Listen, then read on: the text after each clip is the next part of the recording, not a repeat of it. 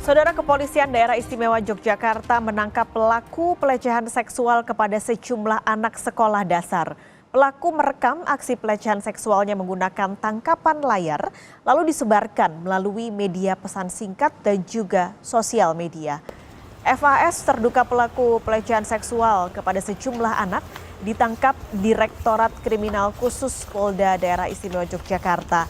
Dari tangan tersangka, polisi menyita sejumlah barang bukti, di antaranya sprei milik tersangka yang terekam kamera, serta telepon genggam berisi video asusila yang dibuat tersangka. Polisi juga menemukan sejumlah grup terindikasi kegiatan penyimpangan seksual pada anak. Salah satu grup media sosial terhubung dengan akun tersangka berisikan 91.000 anggota dan 3.100 gambar terkait kasus pedofil. Untuk pengembangan kasus, polisi kini tengah menelusuri admin grup beserta para anggotanya. Babin Kamtibmas di Desa Argosari Sedayu itu menerima laporan dari guru sekolah dan orang tua siswa. Jadi ada 3 orang anak ya yang dihubungi oleh seseorang yang tidak dikenal, itu dalam keadaan yang kaget dan menangis karena mereka ketika dihubungi itu ternyata diajak, ini anak umur 10 tahun nih, perempuan ya, diajak untuk melihat alat kelamin dari pelaku ya, melalui fasilitas video call. Jadi handphone itu langsung dimatikan pembicaraannya, kemudian mengadu kepada orang tua, melakukan profiling terhadap semua data yang ada. Posisi pelaku kami bisa ketahui dengan inisial FAS alias Bendon, umur 27 tahun.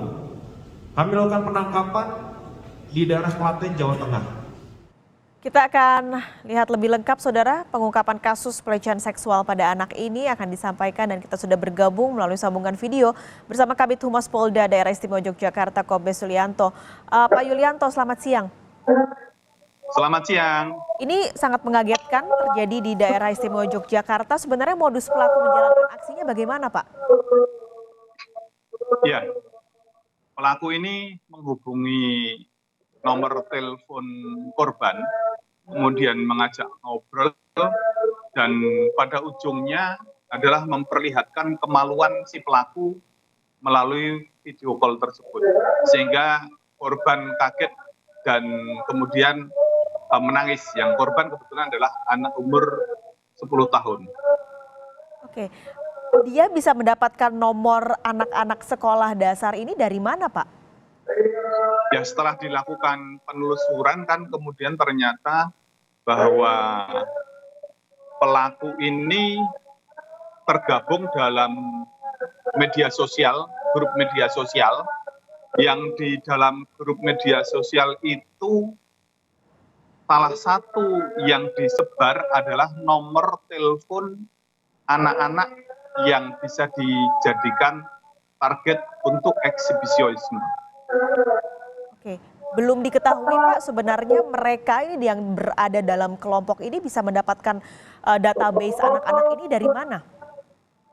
Ya, itu sedang kita lakukan pendalaman bagaimana grup media sosial itu mendapatkan nomor telepon anak-anak usia masih di SD lah. Itu masih dalam pendalaman oleh penyidik. Oke. Kita belum tahu apakah bocornya nomor telepon anak-anak ini dari mana. Dari yang sudah sampai sejauh penyelidikan saat ini, Pak, apakah korbannya seluruhnya anak-anak sekolah dasar? Ya, yang kita tangani adalah anak-anak di usia 10 tahunan, dan kebetulan memang yang peristiwa yang sedang kita tangani dan kemarin kita sudah sampaikan ini, korbannya adalah dalam satu sekolah.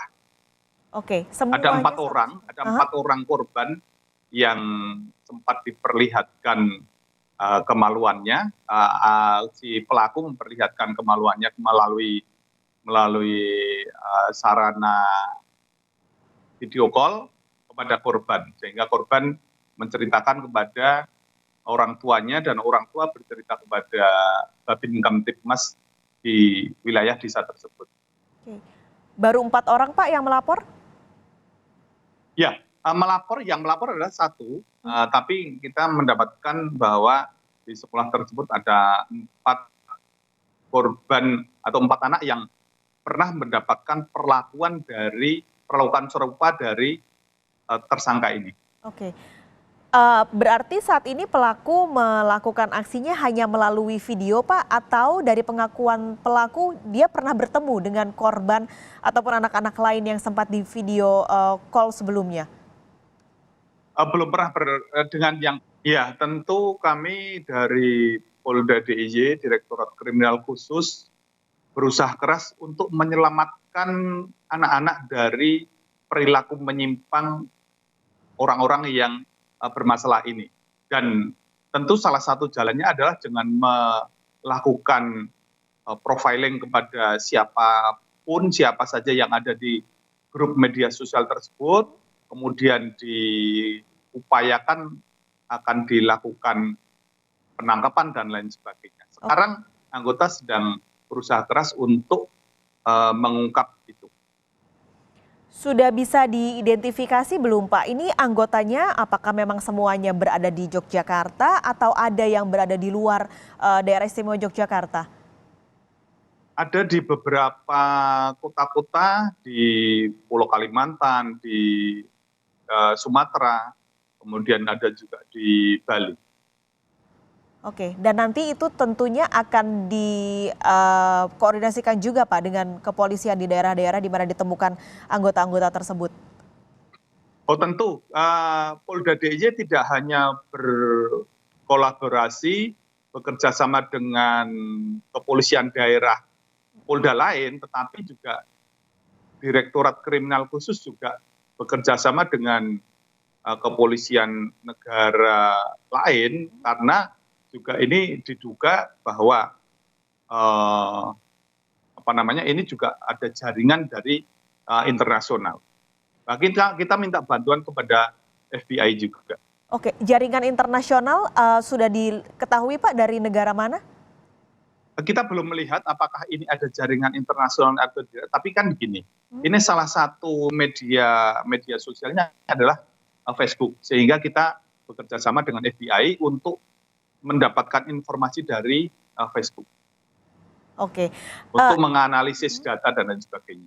Karena ini ada di salah satu media sosial Facebook. Baik, yang perlu dikhawatirkan juga adalah tentu orang tua harus lebih meningkatkan kewaspadaan karena ini menyerang anak-anak di bawah umur, bahkan usianya masih sekitar 10 tahun. Ada imbauan Pak untuk orang tua supaya bisa melindungi anak-anak mereka dari serangan predator seksual seperti ini? Ya, ini serangan predator seksual yang melalui sarana video call, yang ini adalah menggunakan gadget, sehingga bagi para orang tua sebaiknya betul-betul mengawasi anaknya, terutama yang masih kategori anak, dalam menggunakan sarana komunikasi tersebut. Sebaiknya juga penggunaan untuk keperluan video call dan lain sebagainya mestinya didampingi oleh orang tuanya. Oke, baik. Terakhir Pak, untuk ancaman pidana yang menjerat pelaku? Ya, untuk pelaku itu ancaman pidananya paling lama 6 tahun atau denda 1 miliar rupiah. Ini untuk pelanggaran pasal 45, junto pasal 27, junto pasal 52 Undang-Undang Nomor 19 tahun 2016. Nah, kemudian juga selain itu kita juga mengenakan di Undang-Undang Nomor 44 tahun 2008 tentang pornografi, di mana itu ancaman paling singkat adalah 6 bulan dan paling lama 12 tahun. Dan dendanya paling sedikit 250 juta atau paling banyak 6 miliar rupiah. Ini cukup besar untuk.